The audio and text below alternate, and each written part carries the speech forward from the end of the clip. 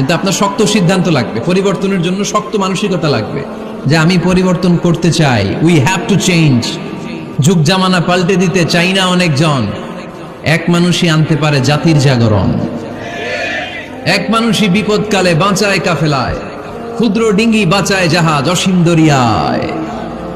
এজন্য আপনার শক্ত সিদ্ধান্ত পারে আপনার মৌলভীবাজারটাকে দেশের শ্রেষ্ঠ জেলা, শ্রেষ্ঠ থানা হিসেবে আল্লাহর কাছে কবুল করতে, ঠিক কি না? এজন্য লম্বা চূড়া আলোচনা ঠিক না। ছোটখাটো অল্প কয়েকটা মেসেজ নিয়ে যেতে পারলেই that's enough. One of the minor sign before the day of judgment, your Islamic lectures will be very longer and your salah 5 times a day will be shorter. কিয়ামতের আগে বক্তব্য লম্বা, নামাজ খাটো, তাসবিহ পড়ে না, ব্যস্ত, মহাব্যস্ত। এই মহাব্যস্ততা ছাড়েন, কোরআন সুন্নাহর দিকে ফিরে আসেন। বরকত দিবে কে? বিশ্বনবীর মসজিদে নববীর ফ্লোর বালুর ফ্লোর ছিল, আমাদের ফ্লোর টাইলস। আল্লাহর হাবিব সাল্লাল্লাহু আলাইহি ওয়াসাল্লামের মসজিদে বালি নিচে, এই বালিতে নামাজ পড়তেন। বৃষ্টি হলে কাদামাটি হয়ে যেত, কাদামাটিতেই সেজদা করতেন। সেজদা করলে কাদার মাটি আল্লাহর হাবিব সাল্লাল্লাহু আলাইহি ওয়াসাল্লামের নাকে আর কপালে লেগে যেত। তিনি সালাম ফিরিয়ে সাহাবাদের দিকে মুখ ফিরিয়ে বসলে দেখতেন প্রতিটা সাহাবীর নাকে আর কপালে কাদার মাটি মিশে আছে। তার মানে প্রিয় নবী সাল্লাল্লাহু আলাইহি ওয়াসাল্লামের মসজিদে নববী ছিল কাঁচা, কিন্তু মুসল্লি ছিল পাকা। আমাদের মসজিদগুলা হয়েছে পাকা, কিন্তু মুসল্লি কাঁচা, ঠিক কি না? ফজরের সালাতে মানুষ নাই। ইমাম সাহেব আছেন কে কে এলাকায়? দেখি ইমাম, মসজিদের ইমাম, মাশাআল্লাহ। আপনাদের এইখানে ওই মসজিদে ফজরের নামাজে কয় কাতার হয়? 5 জন 6 জন? কেনে এত কম? কেনে? হ্যাঁ, আসে না, আসতে চায় না লোকজন। এই যে 5-6 জন ফজরের সালাতে, কল্পনা করতে পারেন ফজরের সালাতে এত কম লোক? ফজরের জামাতে লোক যায় না, এটা একটা মহামারী। যেদিন ফজরের জামাতের দৃশ্য আর জুমার নামাজের দৃশ্য একরকম হয়ে যাবে, ওই দিনই বাংলাদেশে ইসলাম কায়েম হয়ে যাবে। এখন স্লোগান তুলে বিপ্লব বিপ্লব, ইসলামী বিপ্লব। আর ফজরের সময় আমি কম্বলের ভিতরে, আছে না নাই? কোনো বিপ্লব হবে না। ফজরের নামাজ জামাতে পড়ুন, সকালটারে বরকতময় করে দিবে কে?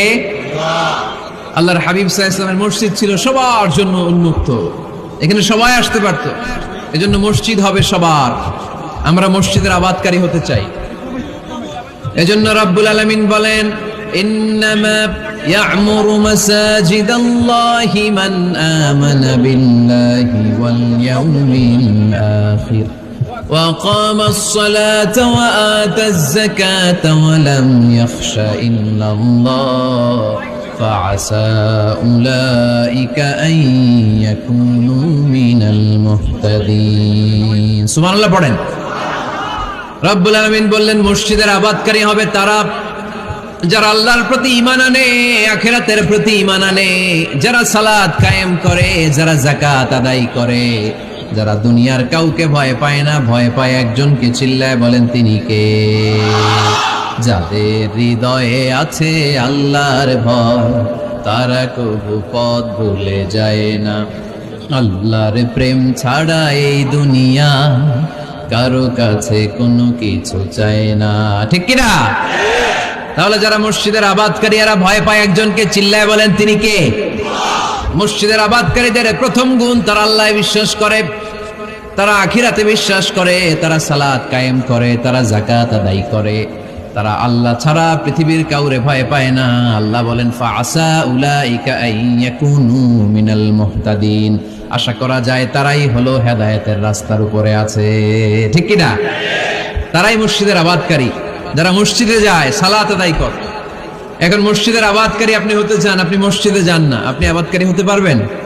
মসজিদের অনেক সভাপতি আছে, মসজিদে যায় না, আছে না নাই? মৌলভীবাজারে এই সমস্যা বোধহয় নাই। মসজিদের সেক্রেটারি মসজিদে যায় না, আছে না নাই? তাহলে হইলো, এটা হইলো, এটা মেনে নেওয়া যায়? এজন্য সভাপতি সাহেবরা, আপনি কষ্ট করে মসজিদ বানিয়েছেন, মসজিদে যাবেন।